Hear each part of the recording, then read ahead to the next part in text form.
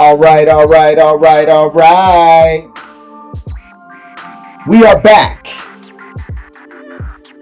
And today we're discussing the Canon R1.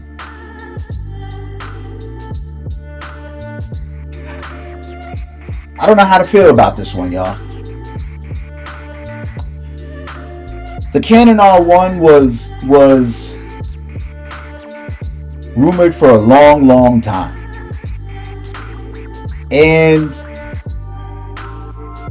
Canon finally released,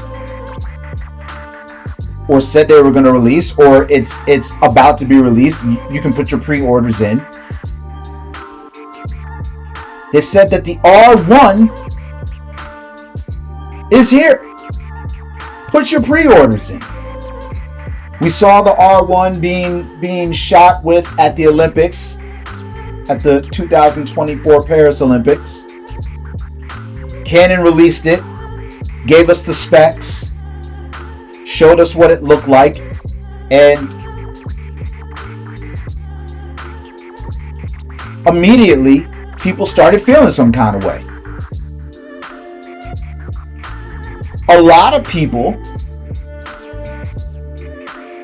felt like, really? This is your flagship? Like, people wanted a lot more. At least that's what it feels like.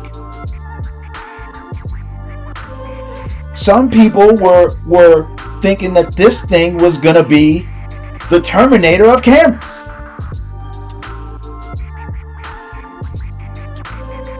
Some people wanted 45, 50, 60 megapixels on this flagship. It came with 24.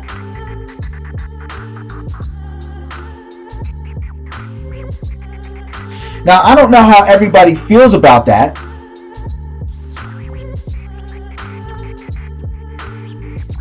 Because I don't know how a flagship can have only 24 megapixels. Now, we all know, and you and I know, that megapixels do not make the camera. I get it. You get it. And personally, I think this camera comes with a lot. I think that this camera is flagship worthy. But I also don't think it is. And again, I'm just having a candid conversation with y'all. Like, I feel like this camera, since it is their flagship, should essentially kind of be in line with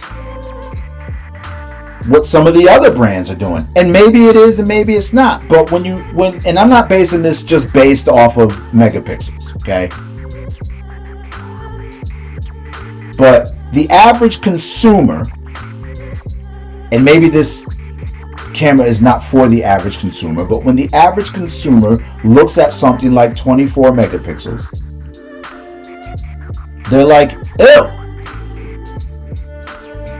Why would I want that when I can go over here and get everything that the R1 has and have larger megapixels? Now, again, I'm not a megapixel guy necessarily, but I'll say this.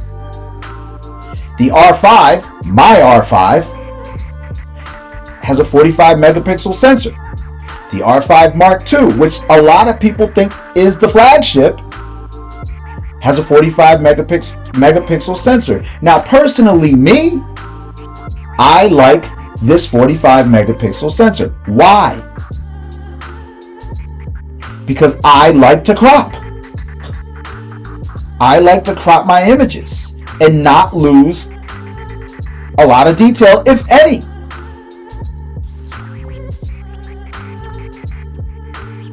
Now, I'm basing this discussion off my personal preference in photography. I'm a portrait photographer. So for me, I want the highest resolution sensor that I could possibly get from Canon. Because I like to crop. And I like detail. And I haven't tried the R1. When it comes out and someone has it, because I'm not going to get it. But when it comes out and someone has it, I'll probably go check it out. Now, I'm not going to go into all the features of this camera, but just going down the feature list, this thing is badass.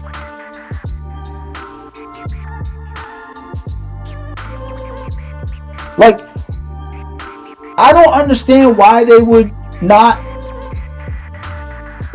blow this thing out like some of the other brands. I hear a lot of people saying that this looks more like an R3 Mark II.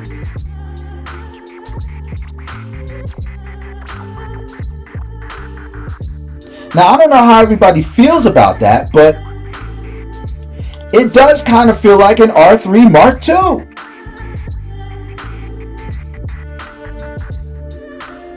Now, listen. This R1 is sexy, boy. This thing, I saw that camera, I was like, whoa. That is a sexy camera. And I'm going to be honest, I thought it was going to be more expensive. I thought we were looking at like the $7,000-$8,000 range. It's coming in hot at $6,300. I mean, $6,300 for a camera is expensive. But I mean, looking at it and looking at its competition, it's kind of right in line. But I don't care what anybody says. If I'm paying $6,300 for a camera, I'm going to need more than 24 megapixels. I'm just going to say it. I want to feel like I have invested in the flagship.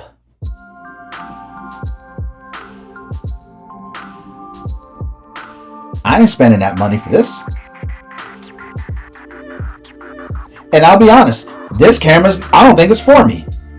I think this camera is more for the sport shooter, the wildlife shooter. I think that's who they geared this camera for.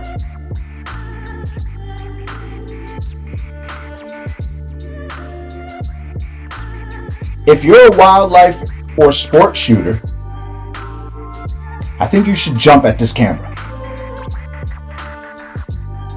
I think that you should put your pre-orders in. You shouldn't even think twice about it. If you have an R3, get rid of that thing and go get this R1. That's what I think. Not that my opinion matters. Canon doesn't give a you-know-what about my opinion, and probably you don't either. But I'm going to give it because this is a free country. And I live in it. So I'm going to give it. Yes, I do know what they say about opinions. They are like, and everybody has one. Yup. And I have one today. I'm just going to say it. R5 Mark II. It's feeling like the flagship. It's feeling like the flagship. That's what it feels like. The R1 is not feeling like a flagship to me. I hate to base this whole conversation about megapixels, but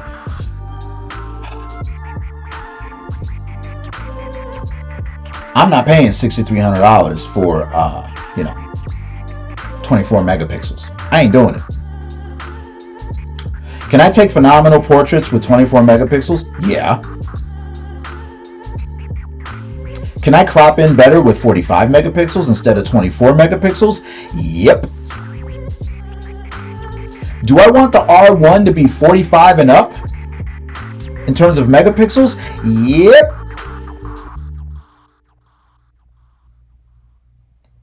I'll tell you what, I can't wait for this thing to really hit the market and for people to really give some solid reviews on it to see how they feel.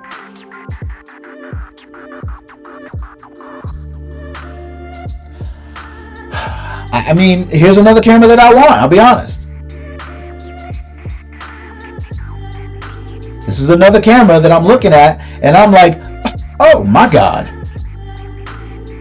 I want this camera.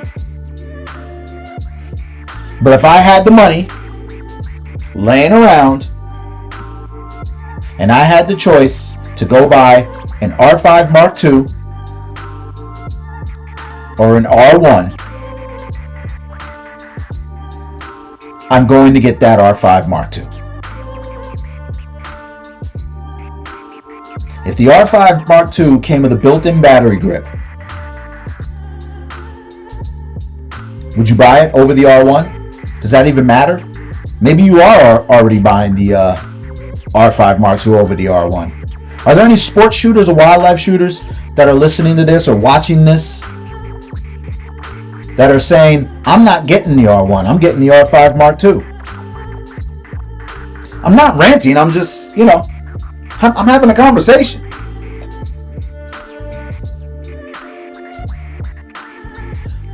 I just want to know how you feel. Yes, I know megapixels do not make the photographer or the camera, but it helps. And if you're calling something the flagship, and the other brands in your class are coming with bigger megapixels or more megapixels, then maybe you should too, because this doesn't feel like the flagship, guys. No, it doesn't. It feels like an R3 Mark II, which I'm cool with. You just call this the R3 Mark II. And then come with the rumored R1X next year and let that thing blow people's minds away. You should have waited and gave us that.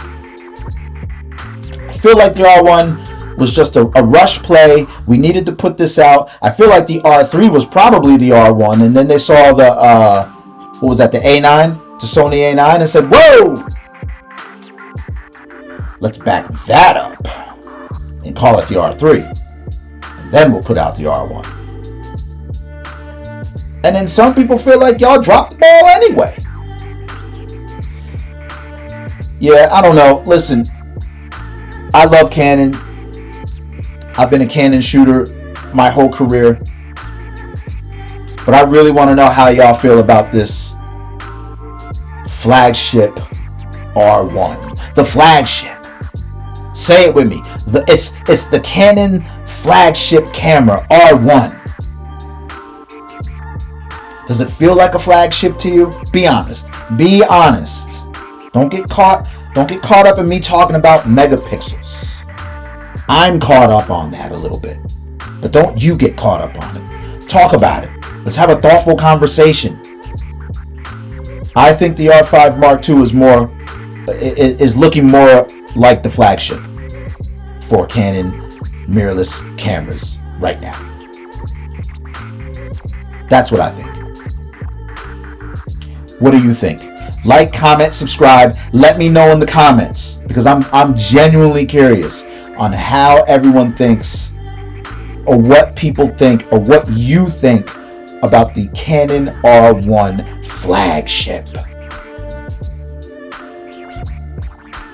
Let me know what you think. Peace!